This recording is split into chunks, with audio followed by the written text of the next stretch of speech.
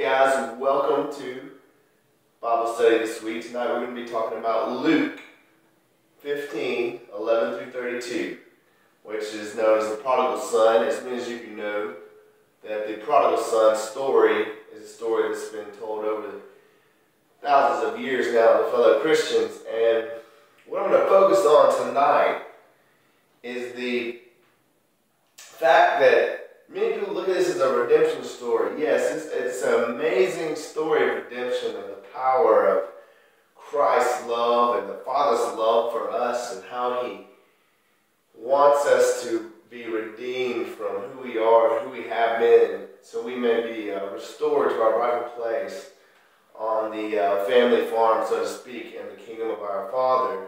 And since we're all very familiar with the story of the prodigal son, I'm not going to go through and rehash the story through reading through the text. Instead, what we're going to do is share it with you through a deeper look at it regarding the text that surrounds it and regarding the thoughts that I believe that, even though there's a story, a parable that Christ created, just thoughts that you may hit home in your heart as it did in mine.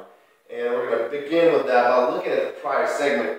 Before the story of the prodigal son makes its appearance in the scripture of Luke, Christ was in a setting of telling people, what's the cost of discipleship? They were asking, what is the cost of discipleship? And they were telling him, how can I become a disciple? What is it going to cost me? He basically said, you've got to give up everything in order to be a disciple of mine. And after this, you have to imagine many people were fairly disheartened to hear that the only way they can become a disciple of Christ is to give up everything. I mean, not many people want to give up everything. I mean, let's be honest, I don't think anyone actually wants to give up everything that they are in order to become somebody else. But you got to imagine they were very sad. But then Christ says, listen, if you have ears, listen. In the next 3 segments of the text, discuss items, people, or in one case a sheep that was lost. And in the lost factor of this sheep is that there's many instances. One time is 1 out of 100 with the sheep. One time it was just a small coin that was probably, maybe worth a penny or a nickel in the modern day times. And, who really cares? I lost a nickel in the couch. I'm not going to go looking for it. As many people may do that. Some people, I remember my favorite thing as a child was diving in the couch trying to find the quarters that fell out of my parents' pockets. I'm sure many people have done that. But the point of it, I believe, is that God seeks us out. And I'm going to show to you that the story of the prodigal son is about a redemptive story and a redemptive path of the son to the father. But at the same time, it's a story about how the Father seeks us out and tries to find us where we are and has always found us in every single moment of our life. When you open up the story of the prodigal son, it's about a son who said, Father, give me everything that I have and let me go and be and live my life the way I want to live it. And something I thought about, you've got to imagine that the prodigal son had to, when campfire stories with the servants and maybe with some people that are passing through and with his brother, and you've got to imagine they were sitting there thinking, hey, I wonder what's going on in that city, that far-off city. I mean, it looks so much fun. I hear wonderful music and the bright lights, and it's just, I can imagine the city being something like Vegas in modern day, bright lights, music, singing, dancing, casinos, just people having fun.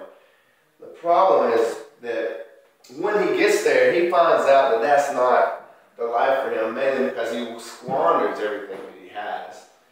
And the next thing he knows, a famine that busts through the town and kills everything.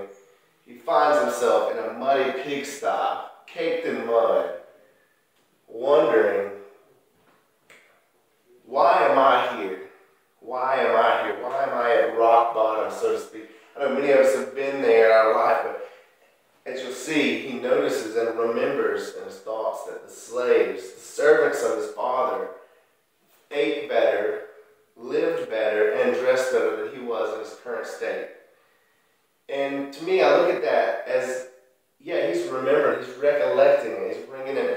forefront of his mind, but you have to know that that seed that was planted in his mind prior to that point by his father.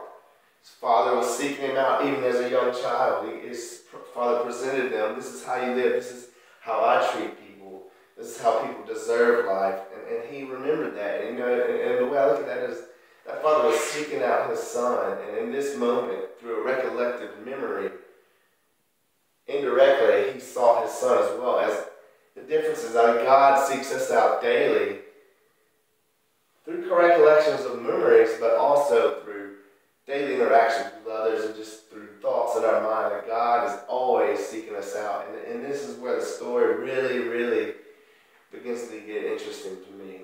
And I think it really can relate to every one of us, especially myself, because I know this has sounds so similar to me. There's several sides of this story, but this particular one sticks to me, although I can definitely relate to the other parts of this story with the prodigal son. But you'll have to know that the father continued to seek him out, to get back on track. And he left and went back. And on the whole way back, he's sitting there trying to come up with a story. He's trying to come up with something, some kind of reason of why he has failed and why he wants to come back to his father's household. So on the way back, I can just imagine he's kicking rocks. Man, what am I going to tell my father? He's like, what am I going to tell him? So he starts thinking about, I know, I'll just tell him the truth. Instead of trying to come up with some crazy elaborate story, he decides to tell him the truth. And so he's the whole way, every one of us hates to get to that confrontation moment where we want to have forgiveness or ask for forgiveness or reach out to our friend in order to forgive them. It's a hard moment in our lives, and we don't want to pursue that. We just have this nasty, eerie feeling right here. I know I do. It's because your pride saying, I don't want to do this. I can't do this. But you need to. And in this case, the prodigal son is sitting there kicking rocks. Man, I'll just tell him, God, what am I going to do? What am I going to do? And he's like, I got it. Just going back to that pigsty. I remember what I thought. It's like, I want to live like a servant in my father's house. And Father, I've squandered my inheritance. I'm sorry. Truly, I'm a sinner. I've turned my back on you. I've lost everything. I will live as a servant in your house because they eat better than the pigs. So he's like, I'll tell him this. Basically what he was going to tell him.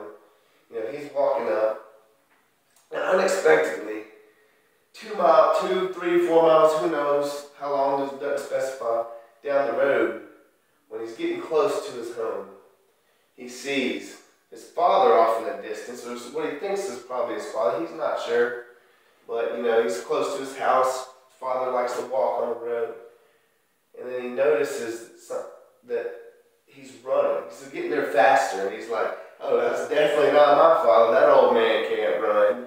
And he's like sitting there noticing, and then he notices the guy running to him is ripping off his clothes to be able to run faster. As you know, period, running, the less clothes you have on, the faster you're going to go, the more unhindered you're going to be. So he's ripping off clothes, running, kicking his sandals off, because it's hard running sandals. I don't know if you've ever tried it.